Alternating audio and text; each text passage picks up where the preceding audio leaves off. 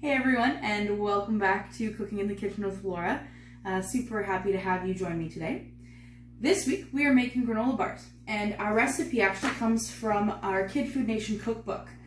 This cookbook is comprised of members from across Canada that submitted their recipes for a recipe contest, and these are the chosen winners. So this week our granola bars come from Addison, from Prince Edward Island. They're her homemade granola bars, and every year in the January-February time there's a recipe contest, and you guys can submit your own recipes to go in the next cookbook. So we're gonna jump right in with this week's recipe. First, we are going to toast our oatmeal. This is the first recipe that we're doing where nothing has been pre-measured. We're gonna measure as we go along. So we're gonna start with 2.5 cups of oats. And I've got, on my baking sheet, I've got some parchment paper. So we had the 1/2 cup. Now, it doesn't have to be exactly full, like overflowing. You want it as flat to the top as you can get it. I'm just using the side of the bag. But if you want to take like a spatula or a knife and just make sure it is smooth. Not as important when we're doing cooking like this, but if we were baking and we needed exact measurements with flour, baking soda, anything like that, then we would be a bit more careful, but little less, little more won't be too much of a difference. So we're gonna pop this in the oven, 350 degrees for about 10 minutes. While these are toasting up, we're gonna assemble the rest of our ingredients. So while our oats are toasting in the oven, we're going to be assembling the body of our granola bars. This is where we're adding in the fun stuff that's going to make up the bulk of our bars. The recipe calls for some specifics, but this is where you can be creative. If you don't like the raisins, you can add in raisins.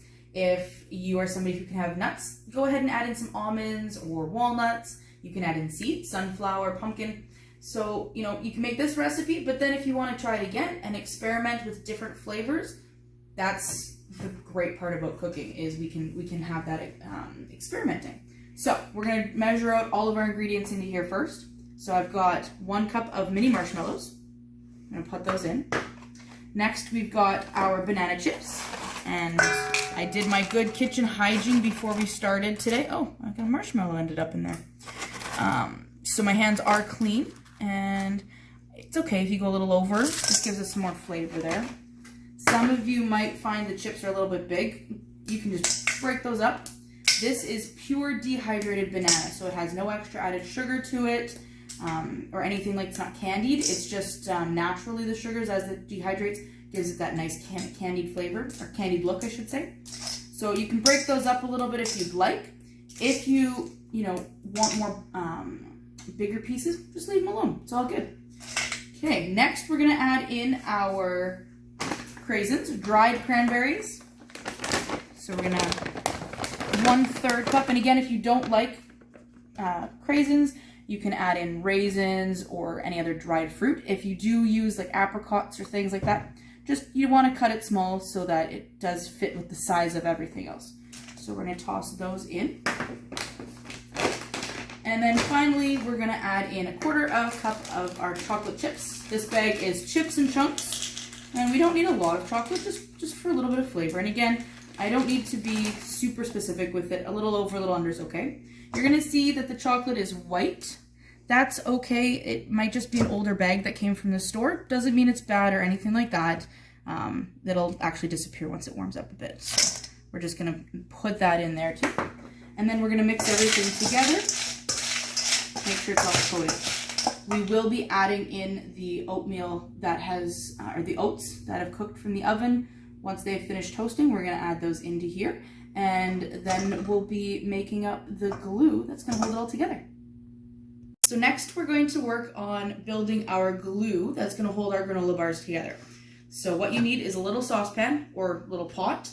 You don't need one very big because we're not building a lot in the of sauce. So small is nice. We're gonna put it on our burner, medium-high heat, and again, stovetop, same thing, medium-high heat. It's just easier for us to show you on our single burners. For this, we're going to need our measuring cups, please make sure you have a spatula or something to make sure we're stirring up the ingredients with. So we're gonna put a 1/4 cup of butter. This one I did pre-measure just because it is a bit messy. And I'm gonna scoop all of that in. The nice thing with the spatulas is they're very bendy, so you can really get in the grooves and make sure you get all of your ingredients out. Okay. Next, we are going to add in our brown sugar. So we're gonna put a 1/4 cup of butter and a 1/4 cup of brown sugar. When these melt together, they're gonna form more like a liquid. Once it cools, that's gonna be your glue that's gonna be sticky. And the recipe calls for packed brown sugar, and you do wanna pack it in. Don't just kind of scoop and have it loose like this. You're gonna wanna take, I'm gonna use the side of the bag. You can use, or actually I'm gonna use a spatula here. And you wanna push in as much as you can go, scrape off the extra there, but really pack it in. And when you dump it, it's going to retain the shape of the container. Okay, that's just to make sure we have enough.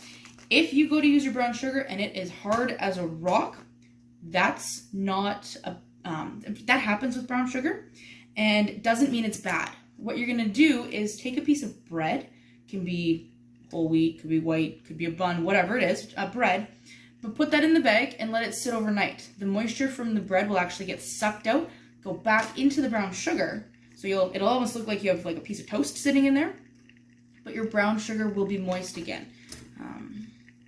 So that's a really cool thing. So see how it stayed all in one puck, like kind of like a little sandcastle? So we're gonna dump that in as well. Keep an eye that your butter isn't boiling, which is all those little bubbles. If it is, just turn your burner down a bit, because we just want everything to melt together. So it's all gonna come together, give it a stir. If there's a couple lumps in there, that's okay, they'll melt down. We'll add in the rest of our ingredients. Your recipes at home do call for honey. I ran out of honey this week when I was making our at-home kits, so I'm using corn syrup for today's recipe here. Corn syrup and honey are very much the same thing. They're going to give you the same sticky texture and the same sweetness. The difference is that corn syrup is just a more processed ingredient. They are both full of sugar, and it's just you can use whichever one you have. Honey is a bit healthier though. So I'm going to put a 1/3 cup of the corn syrup into my mixture here. Oops. And again, using my spatula to get every last little drop out. Right into the middle of the pan.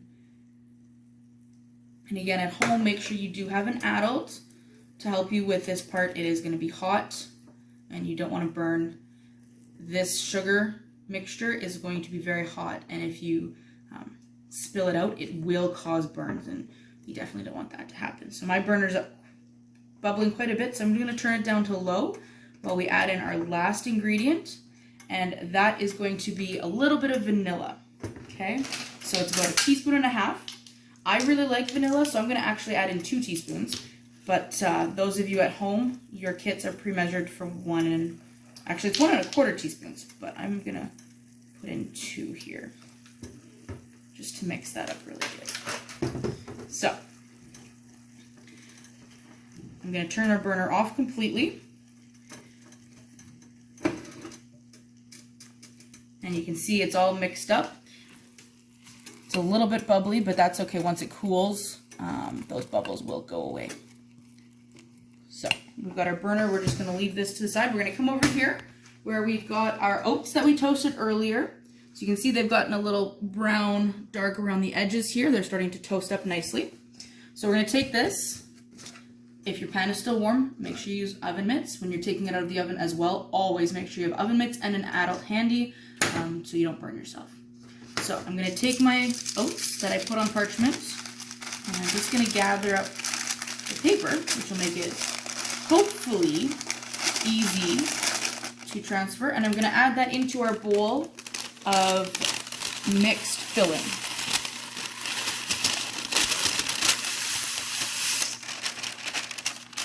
Okay. And we're gonna just mix that up. We wanna make sure everything is incorporated, because once we add in that hot sticky liquid, it's gonna start to solidify things and it's gonna be a little bit harder to mix up. So we wanna make sure now that we've got everything good and mixed up. And I'm using a big bowl so that I'm not spilling outside the edge. Even though it's not full, we want that space to give us an area to work with. So I'm gonna come over here. I'm gonna see those bubbles have already started to disappear, and I've got this nice golden mixture here. And we are going to pour this all over our oat mixture. So then now that I've added in that mixture, you can see here, and it was still a little hot because my marshmallows are starting to melt a bit in my chocolate, but we're gonna put that in the pan and it's gonna go in the fridge to cool, and that'll stop that melting process. Please make sure that you're using an 8x8 pan. When we made our demo earlier, I used a 9x16 and the bars were too thin and they crumbled and they didn't hold. So you want a smaller pan. So we are using an 8x8 and we've pre-greased this already. We used a cooking spray. If you don't have cooking spray, you can take a little bit extra butter and you can wipe that around with a piece of parchment paper. So into the pan. If you need help holding, make sure to ask for an adult or someone else's help, a sibling or a babysitter, just because you don't want your nice, lovely mixture to get dumped all over the table. Now, really important here, which we also learned with our demo, is you want to pat down your mixture as best as you can. So what we're going to do is we're going to take our spatula and we're going to really push everything down. And that's going to condense so we have no pockets without anything in it. And this will help us get a more firm bar for later. So really going to pack that in. We don't want it to fall apart. So we're just, and I am pressing quite a bit right into the corners. Yeah, my mixture was a little too hot. My marshmallows have melted quite a bit, but it's still going to be really tasty. So now that you've got that completed, you're going to put this into the fridge, let it sit for at least 6 hours or overnight. Once it's cooled, you can take them out and you can cut them into squares, or if you want to make more of a bar shape. And there you have it. Now, we did make some bars yesterday. So these ones have already cooled. They've sat overnight in the fridge. Now, like I said earlier, our pan was a larger pan, so I've cut it off to make it look like that square piece, but they're quite a bit thinner than the bars we just made and what they're going to turn out with. But you can see here that they do hold their shape a little bit. Oh, Dave's already got his hand out. He wants to try one today, so we're gonna give him a bar there. And I think I hear Jake and Bill out there, so they'll be able to enjoy this too. Yeah, these ones are crumbling a little bit, so I'm just gonna pop it in. Oh, it's really good. It is really sweet. These are not health granola bars by any means. They're more of a cookie light snack because they do have all of that sugar in there. Excuse me. So thanks for joining us again this week. And next week, we're going to be making pizza bagels. Now, we did post a video a few weeks ago of the pizza bagels. We're going to be redoing that with some different ingredients, as well as our take-home kits. I shouldn't be talking with my mouth full. So make sure to sign up for your kits, and we'll see you next week. Bye.